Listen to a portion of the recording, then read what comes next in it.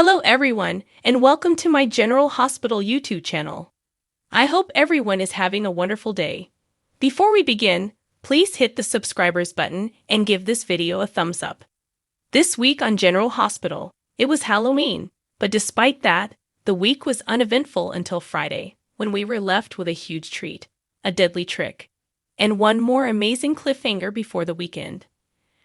I expressed last week that I was hoping for some enjoyable Halloween pranks, and General Hospital did not disappoint.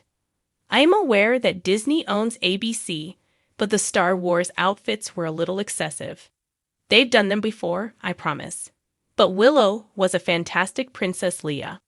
Although I thought Danny's steampunk attire was cute, I didn't believe kids were all that into it. Indeed, the actor portraying Sam and Jason's son was a newcomer. Of course, Trennan and Spencer were just as cute as Little Red Riding Hood and the Big Bad Wolf, and Georgie looked cute in his devil costume.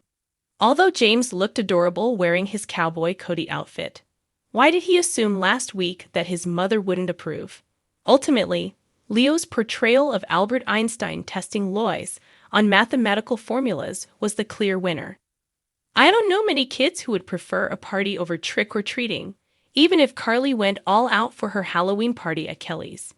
Throughout the whole evening, Michael kept a careful eye on Nina and even seemed to be forcing her with his gaze to give a reason why she couldn't board Sunny's aircraft to Montreal with Willow and the kids. It almost seemed like he was softening as he observed Wiley engaging with both Willow and Nina. Speaking of Wiley, he was acting a little snotty toward James during the party, so it's obvious that the apple doesn't fall far from both trees. Willow correcting him and forcing him to apologize to James made me happy. The show on Friday left me questioning even more about Michael's true motivations. I couldn't help but assume that Harmony might be cautioning Willow about Michael withholding one more thing from her as she told him about her most recent dream and her concerns. Even Michael considered their disagreement when Willow told him about her dream, but he wondered if Harmony was alerting Willow to anything about herself or about Nina. And it appeared as though Michael was softening once more as Willow spoke about how wonderful things had been with Nina, and Michael knew Willow wanted to travel with her again. However, he might simply be concerned that Willow and the children will ultimately be burned by Nina. In another instance in Port Charles, Cody gave Sasha a surprise by surprising her with candy and Halloween decorations. His surprise was endearing, much like the two of them together. I'm eager to follow them wherever they go. It was long overdue for Maxie to stop by and tell Sasha that she was still the face of deception. It was wonderful to see Sasha acting content for once.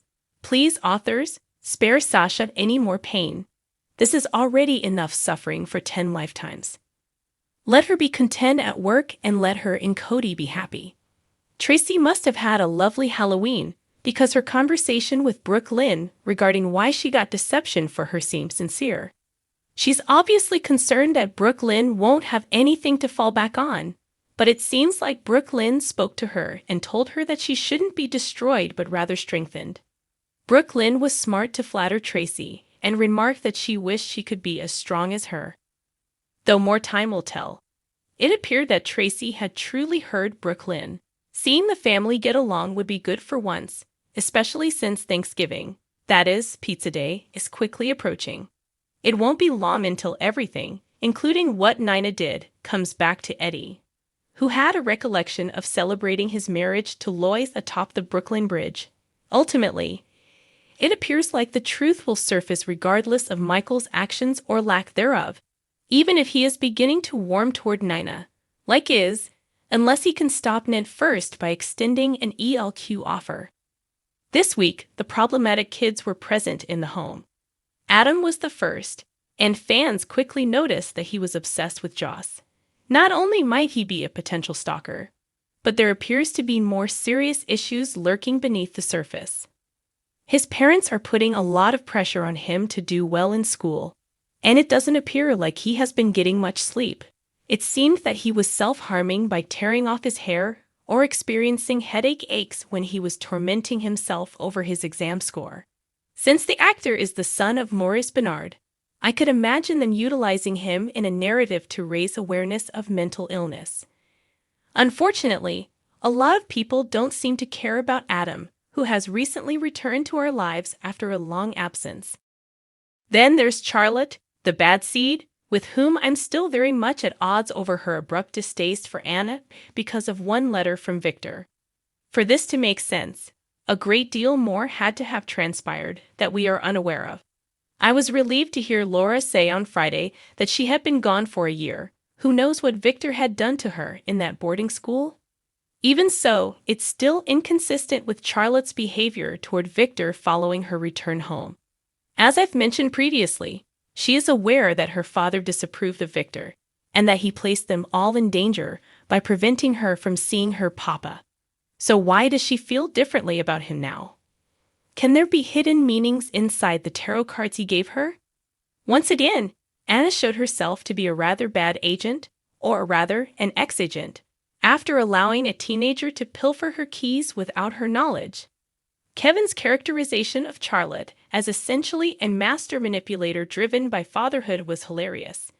Now, he may as well have said that she was on the verge of becoming a sociopath. Friday ended on a fantastic cliffhanger when Charlotte broke into Anna's house while dressed as a hermit and was shot by her. Must she die? I don't think they could kill Charlotte, since that would mean Vanna was over. But to be honest, how does Vanna get beyond this? This would never have happened if Valentin had been open and honest with Anna about Charlotte's problems. However, as this is a soap opera, they must extinguish the fires. In the end, this is probably just going to make Charlotte detest Anna even more. The Island for Sale and the Redemption Tour. Cyrus persisted in his attempts to patch things up with people, but no one was interested in what he had to offer. Laura tried to give him an opportunity to prove to her that he had changed, but she still doesn't fully trust him, so she ultimately set some ground rules with him. She and Martin talked about how he's not an elderly man who is feeble. Rather, he's sharper than ever and appears to be waiting to strike. Carly echoed much of what she had said, accusing him of looking for ways to take advantage of people's weaknesses. In the same manner, no one seems to think he handed up all of his money. Cyrus is undoubtedly planning something, but more than just his envy of Sunny and Laura's connection is required for this plot to succeed. Is it strange, though, that I hope Cyrus's attempts at atonement are sincere in some way? But I could live without the Old Testament sermons about damnation and hellfire. It wasn't shocking to learn that TG prevented Austin from killing Mason, so we're still dealing with that toe fungus for the time being. The revelation that Nicholas was still alive to Ava was the moment I had been anticipating for a while. But Sunny didn't seem to blink when Laura broke the same news to him.